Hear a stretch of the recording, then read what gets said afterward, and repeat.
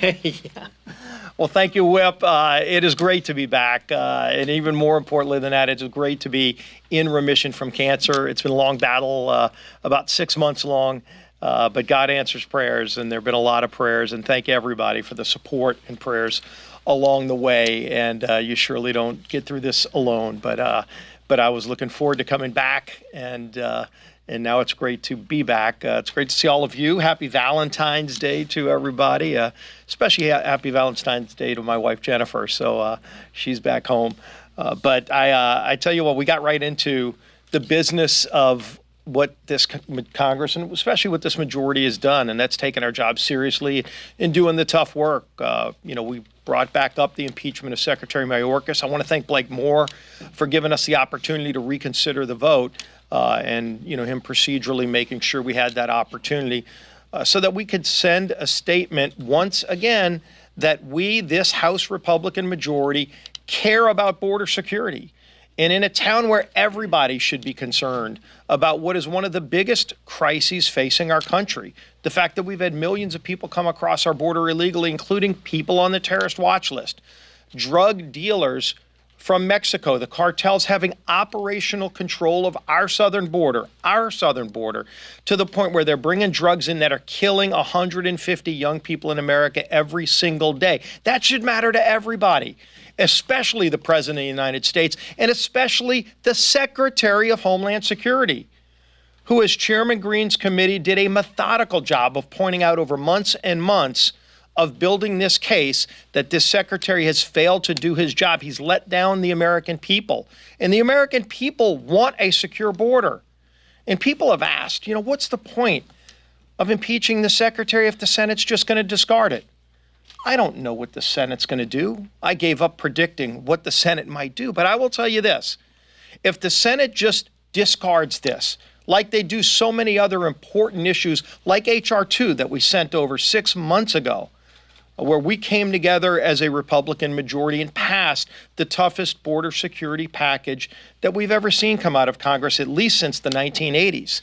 And the Senate won't even take that bill up. The Senate can't even pass their own bill.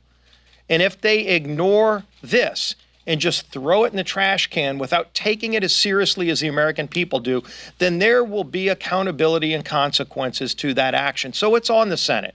They have to do their job, but the good news is this House Republican majority, as razor thin as it is, once again did our job. We are going to fight to secure the border. We've got a speaker who continues to call on President Biden, and I'm sure he's going to talk about this, to just sit down and meet to talk about this major crisis. The president cares about all these other things going on around the world, as we do too.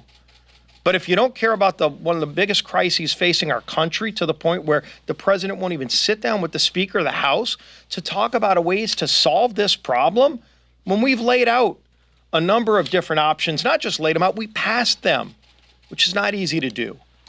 We're going to take this seriously, as we have for months and months, and continue to focus on those needs of the American people, even if this president and his administration refuses to.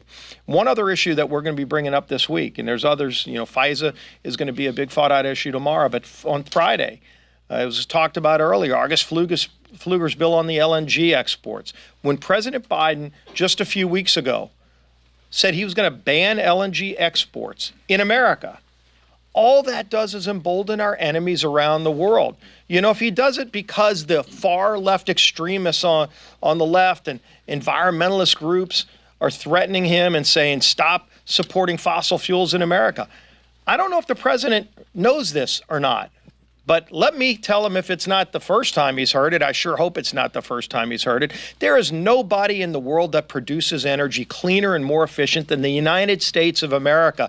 And stop attacking American energy, Mr. President, because when we make energy, we do it better than anybody else in the world, and it allows us not only to lower prices here at home for families who are struggling, but it also allows us to send that energy to our friends around the world. And when President Biden takes that energy off of the market, that just means countries like Russia and Iran become more emboldened, because those countries still need that energy. We still need that energy. And when he shuts down LNG exports, It also stifles production in America. That kills jobs here at home.